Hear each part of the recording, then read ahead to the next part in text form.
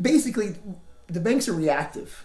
They are. They have always been reactive. Never yeah. been proactive. Now, some companies out there, some firms, like Chase Bank is pretty good at being proactive, but even then they don't have every answer. Right. And they don't have every answer because we have an evolving economy where technology is dominating I'm the glad atmosphere. you said that, Bulk of these criminals are evolving.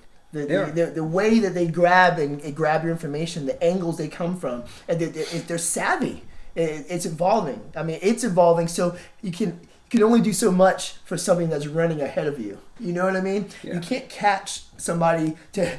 I mean, who knows why this gentleman was reported deceased? Who knows what the angle of it could be fraud. It could be somebody personal. You know, I mean, we joked and played about a girlfriend, but it's like we don't really know why he was reported dead. Yes, it's interesting how you put that point. So if a criminal element is serious enough, right, they can use an already established avenue, right, to facilitate the knowledge that someone is dead. Yeah. For example, you can report to the authorities anonymously that someone died. Right. In ways. Yeah. And then that can trickle down saying that, eventually that knowledge will get to someone's bank. Right. And who knows, it could be a discrepancy in the algorithm that someone has. Because banks have that algorithm in place saying if someone's dead, it triggers another thing. I used to be one of those guys. I used to get hit with it. Yes. Like we had this person's dead, certain and then procedure it's like, we did once we got the hit that says, the phone comes up on the dial, the number comes up, and then it's like bling. Wait a minute, flag for deceased. Exactly. And then don't call, and then you got to send a report to this person. So we're actually helping the criminals validate that this person is dead. In one way, it helps the criminals. In other ways, if the bank's not ready for it, it helps them do their job. But if the banks are ready for it, then it helps facilitate the estate being given to the right that's the person. purpose of it. Let me say this. You know, the only thing you can do is be ahead of the game. It is. You have to have something that monitors your bank accounts when it changes. You have to something that monitors Social Security number when it changes, and something that notifies you when those changes happen. And it has to be immediate because it's the only way to be over top of it. Because by the time it gets down to your bank account, it's already went through layers and layers and layers and layers and layers of different corporate organizations, and it's almost like you have to prove yourself back. But imagine, Mike, if you got a notification from your phone that your Social Security number just was put into some place over here, which is probably about it being deceased. You could go handle it right then. Mike, do you think it would take days then to fix it? No. Or better yet, in this case, I am not dead. But, boop, I'm alive. We win. We protect our inheritance. You know, I joke about that, but it is so simple for not only a young kid, let's say a young kid who's just getting into the connectivity age. I don't think. Maybe young like you. I don't think the young kids are having issues with fraudulent emails from the Prince of Persia. Okay? I think it's the grandmas who think that they're lonely and they just want cats. They just want cat pictures. Cats waving, cats jumping, cats meowing. You see a cat, they want to click on it. It's like, wow. I digress. But I mean, for those fraudulent emails, I think that's a target of opportunity for the older generation who has not evolved with the times of how to not just understand technology, but how it can be used against you. It's not a red flag to them. The biggest thing about fraudulent emails is not only is it like obvious that this is not correct, it's whenever it gets more in detail where the actual structure of the email looks very similar to that of a corporate. When it looks similar to wait. Let's say that you as a person works for Progressive, right? It says all the right things that you know what your company does. Right. So someone finds out that you work for Progressive, they're gonna find a Progressive like algorithm, like template. A template. And they're probably gonna say is do not respond to this email. Respond by going to this link and then sign in. And when you finally sign in, that's actually a cover. It's a cover. It looks just like Progressive. That's the mask, right? Copy and paste it. You click on it, and then that's it. Yep, you log in. How you think you're gonna log in, and now you lost everything. Now, so once they clicked it, they ended up giving the criminals access by basically letting them remotely take over the computer through a remote link. Wow. They just didn't know. They had no idea what was happening, but they just said yes because you know what the guy said? We're from Microsoft. Something must be wrong with your computer. Oh, okay. Yeah, so fraudulent emails, very big thing, very it's big crazy. Loophole, a key vulnerability in our technology age, because everyone still has to use email. Because not only do we use email for that, but also for job applications.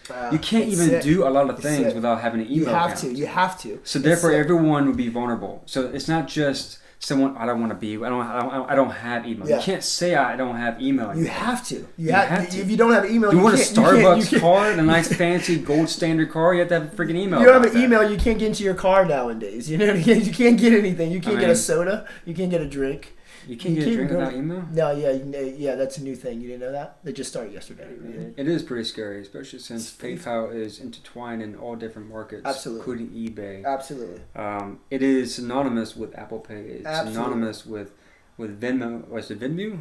Yeah, Venmo. So even if okay, I'll cover you, and you send money through PayPal, you are opening up a gate. Absolutely. And then so when you're talking about a Facebook connected with PayPal and then a breach, it's just so many different people's information. So much information is out there, and you can't take it back once it's gone. It's like a bad Facebook post. You can't take it back. Yeah, I know. Oh my God, a selfie, and you didn't mean to. It was the wrong angle. I just have to say, like, sometimes, not just PayPal, but other things, you can, when you actually push that button twice on your phone, you're open. If someone is nearby you, wow, they can receive that within that close proximity. Oh man, that's scary. It is. It is pretty scary because it sends out the signal. Are you ready to pay? Yeah. And if you have PayPal or anything out there, I'm not saying Apple is bad. I'm not saying I don't want to say has not fixed their bad, problems, but having that level of protection, that security, that the peace. Okay, you can't really put a price on peace of mind. You can't. You can have the email watched, and you can have the bank account watched. So when things like that happens, at least we have levels, a whole big blanket. You're going to get beeps and notifications all throughout the different processes, depending on which one got hit first, what angle these criminals or just a simple mistake. It might be just letting you know. And not everything is wrong. I mean, I've had a gentleman who just changed his card. He changed his card. It wasn't anything bad. It was just one of those things that he needed a new card, and he got notified very quickly.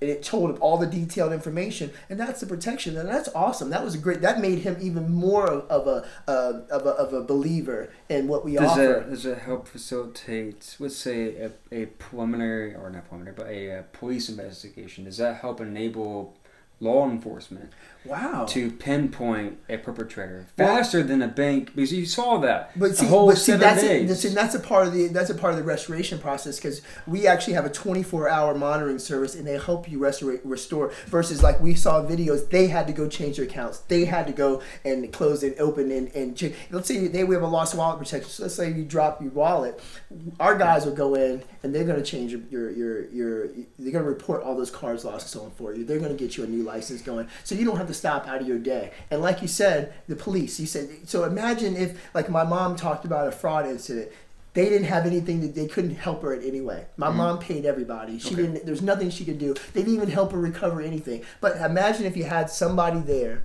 to make those phone calls, to file the police report for you. Maybe they'll act a little, because they're waiting on her to call. And plus, they probably had evidence too that you just didn't have it at your disposal at the time, right? The evidence, you know what the evidence was, but it took 2 weeks for them to do it, was pulling up the ATM, seeing the guys but it didn't really help in that whole it really didn't help. But what would have helped is them to be notified immediately when it happened, and then they could start the process of calling, because after a certain amount of time, they don't even know these guys are in the wind. But like you said, imagine if we knew that there was a problem on day one.